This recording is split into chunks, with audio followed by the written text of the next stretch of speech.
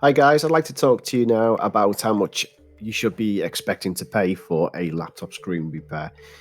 So my name is Graham. I've been involved with technology now for more than 20 years. And when it comes to laptop screens, the number one thing to always seem to break is the laptop screen itself, followed by the charging port. And this is generally because, by its very nature, a laptop is meant to be carried around and moved. And these are the parts of the laptop that tend to break because of that.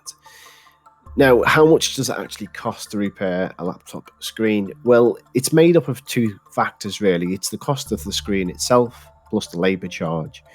So, on average in the UK, where I am based, the average cost will be between £70 and £180. And the US, the prices will be similar at an exchange rate, probably around $100 to $300.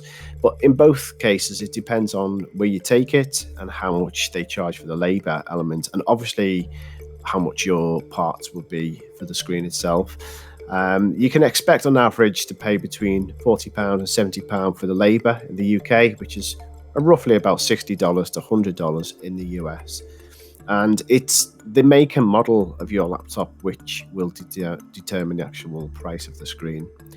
How long will it take? Well, it can take up to an hour. In my experience, they can generally be done in about 15 to 30 minutes. Depends how much experience your technician's got, and that's obviously going to affect the cost of the overall job too. But before you part with your money, you really do need to consider a few other options. And the first being that if you have an Apple Mac or a MacBook, you can't just get it repaired by anybody. The person that's doing the repair needs to be qualified and approved by Apple. If you do go with somebody who does not fit that criteria, then you can waive goodbye to your guarantee, your warranty, basically.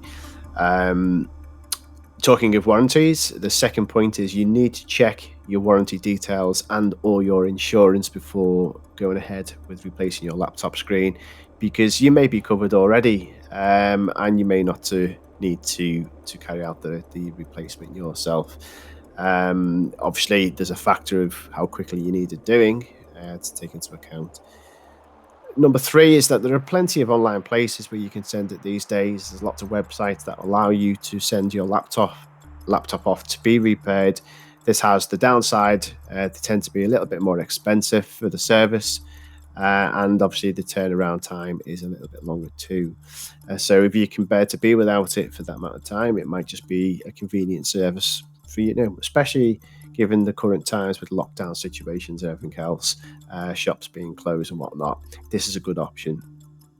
Number four on my checklist is also to bear in mind that if you do take it to a large chain such as PC World here in the UK, they tend to charge a little bit more, obviously, because they've got larger overheads than a local repair centre.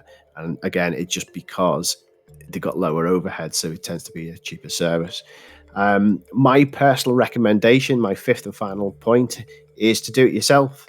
It's not that difficult, especially once you've done a few of them. And these days, you can have a quick search on YouTube for your make and model of laptop, and there's so many guides out there which are really, really good that you can follow along and do it yourself.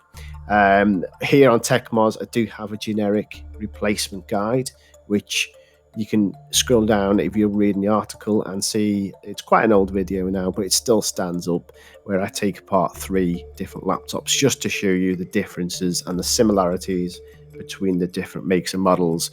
And hopefully you will be able to see that they are quite similar.